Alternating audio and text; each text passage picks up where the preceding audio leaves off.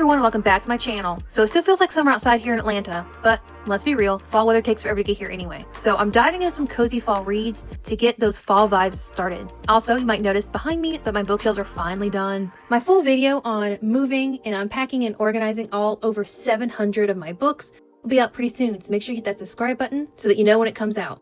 Alright, so let's get started reading some fall books. So I'm starting off with the arc of Fall at Once by Nora Everly as part of the Cozy Creek collection. It already feels like everything I want and need in a fall romance.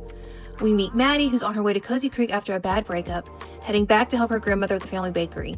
And then immediately, small town vibes, meddling neighbors, and of course a firefighter hero waiting in the wings. The setup already has that warm Hallmark movie feel, but with a little extra sparkle that makes me think it's going to get deliciously swoony soon. So the town in this book is called Cozy Creek. It's a weird name for a town. Well, I guess it's not a weird name. I know there's a town somewhere in Georgia that's called Social Circle. So, there are some weird town names out there.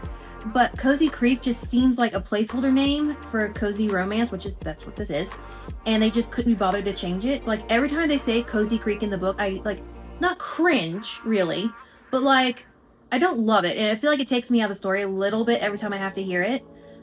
I just don't love it. I think this is what people who have, a pet peeve about nicknames in romance novels feel about those. It's just little, not really an ick, but a half of an ick.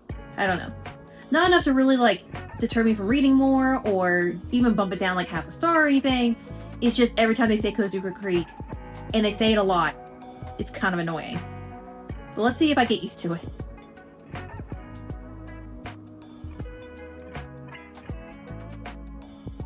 Also, I'm only a few chapters in, and already the grandmother seems like she has just really rallied the entire town behind her to meddle and get Maddie and Cole together.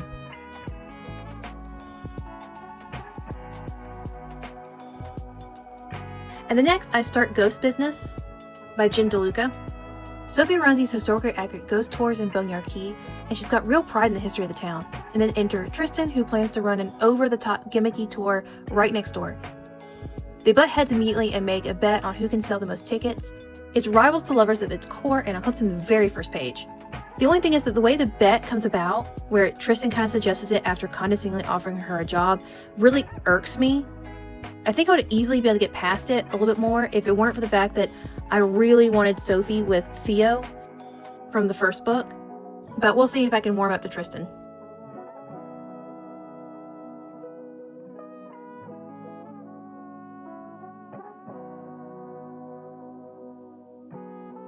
So this is where I really got lost in the story. There's something about reading outdoors that makes ghost stories feel extra atmospheric, even though Ghost Business is quite quirky and not very spooky.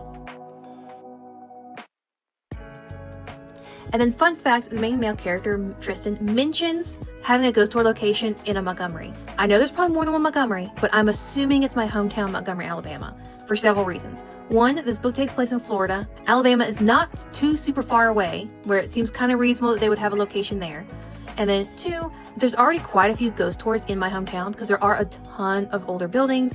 The town really does take pride in the historic side, so it really does make sense there'd be a ghost tour there. So I'm headcanoning that he meant Montgomery, Alabama.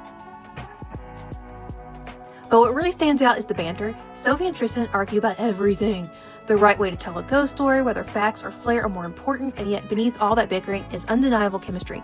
The way they push each other makes their eventual connection feel so earned. Also, it really does highlight how both of them have something they can learn from the other. I've read so many books where it feels like the main male character is just trying to change the female main character or vice versa, and this really does feel more of like they're learning from each other, not trying to change each other, necessarily.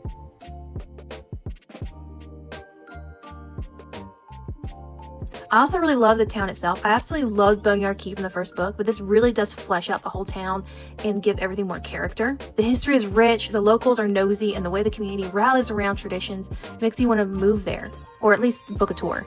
One of my favorite parts was seeing Sophie's dedication to honoring the past. She's stubborn, sure, but she's also passionate, very passionate, and that made me really root for her. And Tristan, at first, he's painted as a flashy outsider, but the deeper I got and the more layers he had, He's not just a pretty face with a gimmick, he genuinely cares. And watching him shift from skeptic to someone who actually respects Sophie's work made the romance that much sweeter. He's definitely one of those characters where you have to read a few chapters from his point of view first before you can really get to know him and like him, because you really need to know his motivations and reasoning behind all his actions. Now, I'll admit it's a slow burn. Sometimes I wish for a little more intensity, but honestly, the tension simmering under every sarcastic exchange made up for it. And the humor. There are so many laugh out loud moments tucked in between the ghost lore and rivalry. It really kept the pacing really lively. So after a while, I need a little stretch break. There's just something about wandering through the park between chapters that really keeps me in the story. Like I'm still half in Boneyard Key while I'm walking under the trees.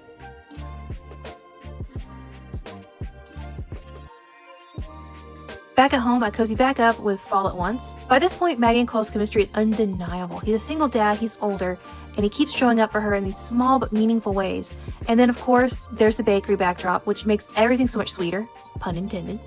Gigi, her grandmother, is absolutely hilarious and meddling in the best way. I love seeing Maddie start to connect with Cole's kids. That part really added so much warmth to the romance. This book really is a definition of cozy fall vibes.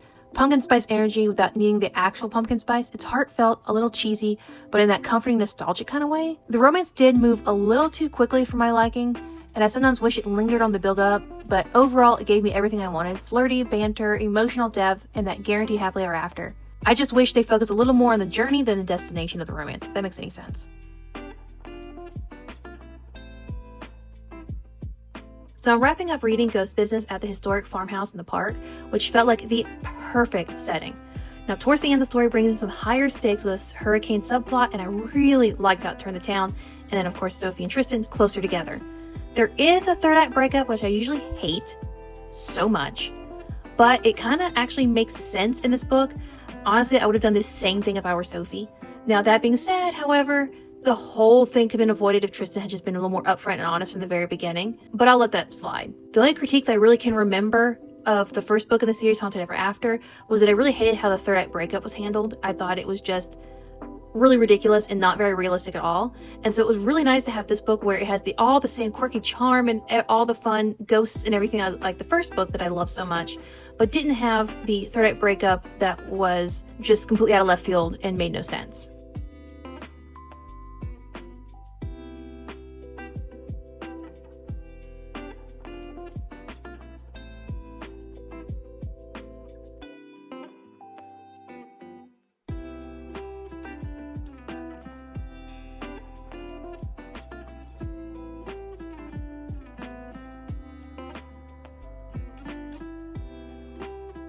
So later on it starts raining. It's the perfect weather for some reading. So I decided to keep the fall vibes going by starting another book, Dealing with the Desperate Demon by Charlotte Stein. When I read the blurb for this on NetGalley, I just had to request it because it reminded me so much of Hellbent by Aurora Asher, which is one of my favorite series. And Dealing with the Desperate Demon is exactly what the title promises so far. It's a woman dealing with a demon who's, well, a little desperate.